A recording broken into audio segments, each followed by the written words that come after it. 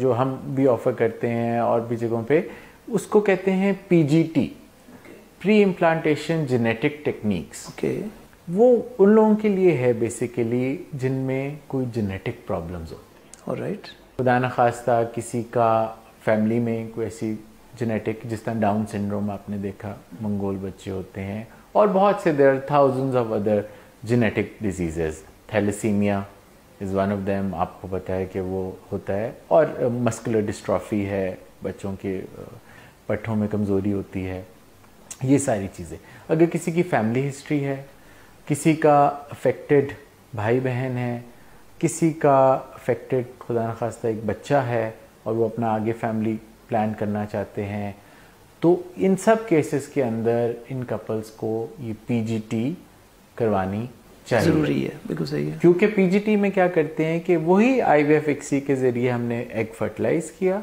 जब egg fertilize हो गया तो उसको फिर हम जेनेटिकली चेक कर लेते हैं कि क्या ये हेल्दी एग है या अफेक्टेड एग है। ओके। क्या इस एग, ये जो एम्ब्रियो बना है, इस एम्ब्रियो में डाउन सिंड्रोम तो नहीं है? बिल्कुल सही है। कोई और chromosomal? How long it takes? I mean ये तो 7 दिनों के लिए या 6-7 दिनों के लिए आपने रखा था, लेकिन जब आप जेनेटिकली उसको चेक करेंगे तो वो क्या इमीडिएटली तो नहीं होगा? बिल्कुल वही होगा कि हम उनको 3rd डे 4th डे पे जाके या 5th डे पे जाके उनसे हम एक सेल ले लेते हैं और उनको फ्रीज कर देते हैं। फिर उस सेल को हम रन करते हैं कि हमारे जेनेटिक उसका मेकअप हमारे पास आ जाए कि क्या उसका रिजल्ट है। हमें पता लग जाता है कि ये 10 एम्ब्रियोज थे, इनमें से ये 5-6 एम्ब्रियोज हेल्दी हैं, ये 4 एम्ब्रियोज अफेक्टेड हैं। तो फिर जब हम वापस यूट्रस में ट्रांसफ़र करेंगे, हम सिर्फ हेल्दी वाले करेंगे, तो वो जो कैरी कर रहा था जेनेटिक डिसऑर्डर्स वो आपके मिनिमाइज हो जाएंगे। हाँ, हम ऑर्डर को, डिसऑर्डर को ख़त्म नहीं कर रहे, हम सिर्फ स्क्रीन आउट कर रहे हैं। ट्रू। और वो जब ट्रांसफ़र करते हैं तो in mostly cases these are 99% accurate. उसमें रिस्क ऑफ जेनेटिक डिसऑर्डर फिर नहीं रहता। जब प्रेगनेंसी इंशाल्लाह होती है तो हेल्दी बेबी होता है। बिल्कुल सही। इस प्रोसेस का एक और एडवांटेज है कि आप जेंडर ऑफ द एम्ब्रियो भी बता सकते हैं।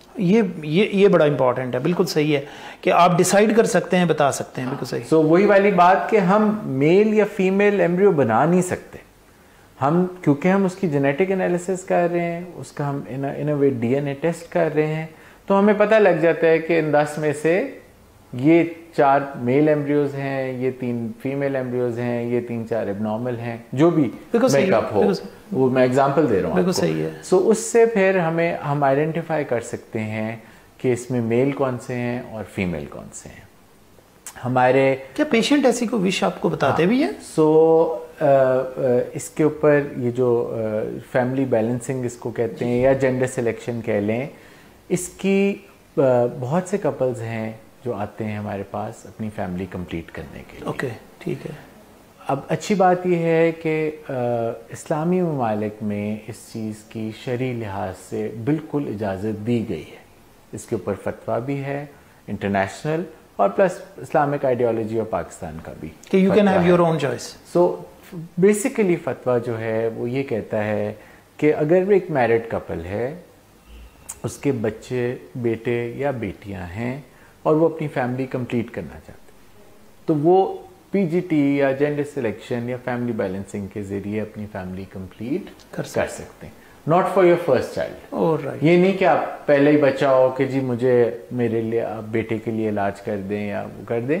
उसमें है कि आपकी ऑलरेडी बेटा या बेटियां हैं और आप चाहते हैं कि जी बैलेंस हो जाए, कंप्लीट हो जाए, क्योंकि आप जानते हैं कि हमारे माशरे में एक, आपने शुरू में बात की कि औलाद नरीना की ख्वाहिश भी की जाती है और है, इस तरह से है।